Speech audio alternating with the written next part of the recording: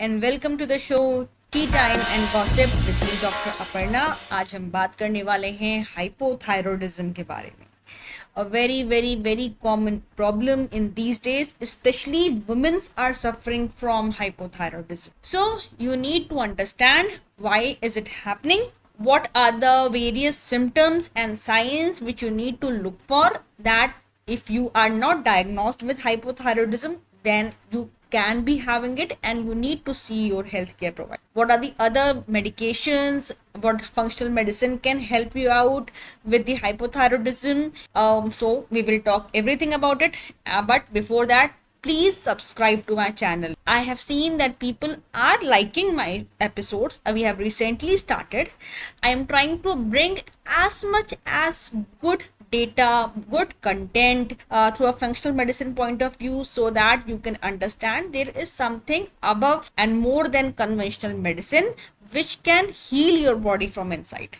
So to increase my reach to the people and also to motivate us, please do subscribe and share and like our videos. तो चलिए शुरू करते हैं T time and gossip with me Dr. Aparna, and let us understand each and everything about hypothyroidism. So the thyroid gland is a small butterfly shaped gland which is present on the front part of the neck, and it is involved in a lot of metabolic functioning of your body, like to control your brain functions, temperature regulation of your body, then the heart rate controlling, your fatigue, your weight regulation, and everything. A lot of this depends upon how your thyroid is function. Now, hypothalamus present in your brain, it signals the release of thyroid regulating hormone, that is TRH. Okay, now this TRH stimulates the pituitary gland to release thyroid stimulating hormone. This thyroid stimulating hormone further triggers your thyroid gland to release the T3 and T4. Now T3 and T4 are the two hormones of the thyroid gland. T4 is the inactive form which is 80% secreted, and T3 is the active hormone which is only 20% secreted. So basically T4 should be converted into T3 so that the further metabolism of the body should take place properly. Now this T3 enters into the cells of the body and initiate the mitochondrial function, so that a proper energy production happens, so that a lot of other metabolic functioning should happen properly. Now all these things are not so easy as it seems to be when we are hearing it. A lot of different environment and the factors are responsible for your thyroid gland functioning, and above that, what the treatment we are getting in the form of conventional medicine, is this correct enough or something else is also needed? Your T4, the inactive element of the thyroid gland, is basically made from tyrosine, which is a non-essential amino acid, a building block of the protein. Then iodine is essential for the thyroid hormone production. Basically, thyroid gland absorbs iodine from the bloodstream and then uses to synthesize both T3 and T4, which are needed for the further metabolism of the body. Similarly, selenium, omega-3 fatty acids, vitamins, especially vitamin D, magnesium, zinc, these are important essential factors, elements which are needed for the proper thyroid to function properly, T4 and T3 to be generated properly. Now talking about the various diagnostic tests. So basically TSH is most commonly done by the doctors to assess whether the person is having hypothyroidism or any thyroid issues or. So I'm talking basically about only hypothyroidism, so I only will touch that. Hypothyroidism means more TSH signal is going on, like thyroid stimulating hormone is being secreted more, signaling the thyroid gland to release T4 and T3. So in comparison to the amount of the TSH being triggered to the thyroid gland, less number of T4 and T3 is being secreted. So your TSH level is raised, which is being said to be your hypothyroidism. But many of the times it is seen that the T4 and T3 levels are normal and only TSH. So when the diagnosis is being done by the doctor, not only TSH but the T4 and T3 levels should also be assessed,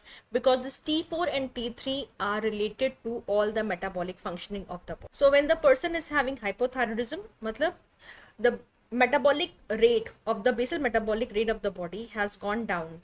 So the amount of calorie you are intaking with the foods and all, it is being not burned properly. Lesser number calories are being burnt out, so that is why you are gaining more weight, and it's difficult to lose weight no matter how much dieting and exercise you are doing.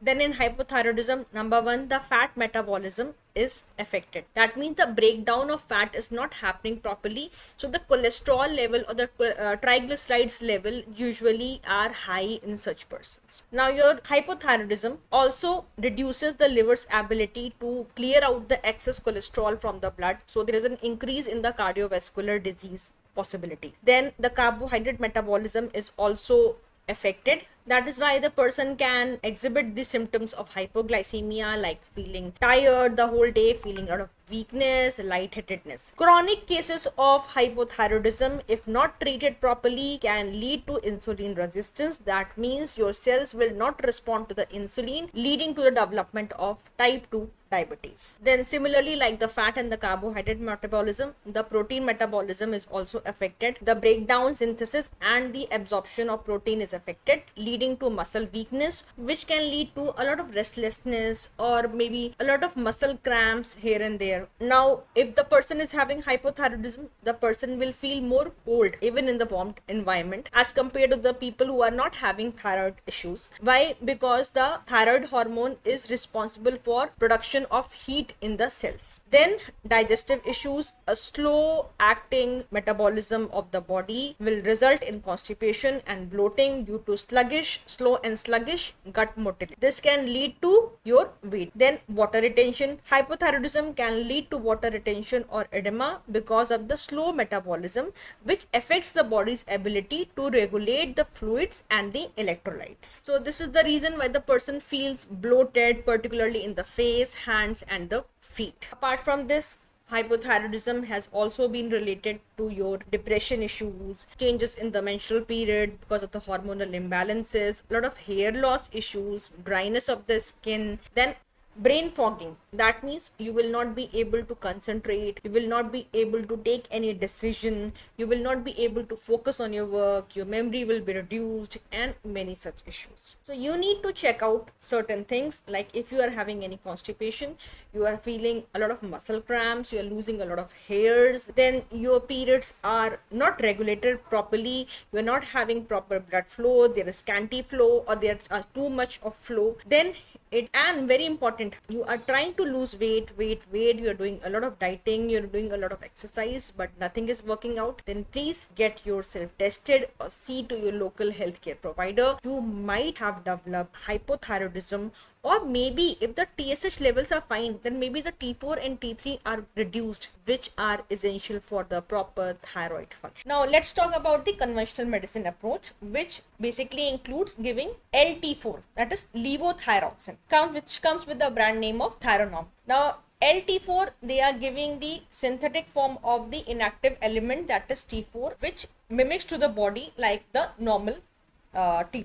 Now this T4 starts converting into T3, and that full cycle goes on, and further the TSH level reduces. Many a times it also happens because of the inavailability of the environment, which we have talked earlier, that is iodine, tyrosine, selenium, magnesium, vitamins, vitamin D, iron. If these are not present, though the TSH is reduced, but still the T4 and T3 level are not normalized. So the person's symptoms of chronic fatigue or maybe constipation or bloating is still there. So it is very important to assess your T4 and T3 levels. Now it has been researched that if the person's thyroid medication dose is more than needed, then on a longer run it can lead to increased heart rate, anxiety or nervousness, problems sleeping, in unwanted weight loss, heat intolerance, tremors, bone loss. Osteoporosis can be more in such people, muscle weakness and increased appetite. Similarly, if the thyroid medications, that the levothyroxine which you are taking, if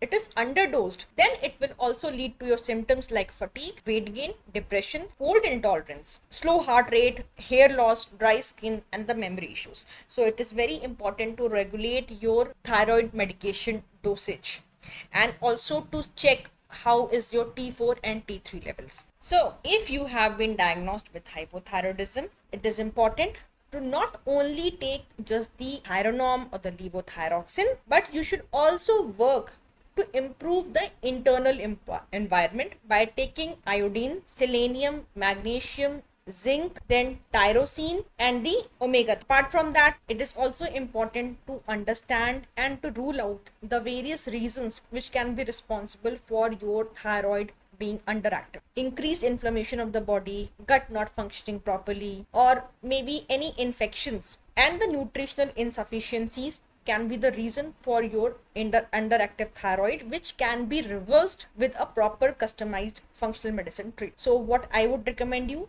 is to please consult a functional medicine doctor. You can take your Thyronorm medication if you want, but you should also consult a functional medicine doctor for an integrative treatment plan, so that you are not dependent on this levothyroxine or the Thyronorm medication throughout your life. I hope this episode was useful and will answer with a lot of your queries. Please come back to me with any of your comments and feedbacks, and you can also ask whatever question you want. Hope you like it. Please subscribe to my channel. Please like it and share it with whomsoever is having hypothyroidism or maybe are having signs and symptoms of hypothyroidism. See you again with something interesting information regarding your health issues. Till then, this is Dr. Aparna signing off. Tea time and gossip with me, Dr. Aparna.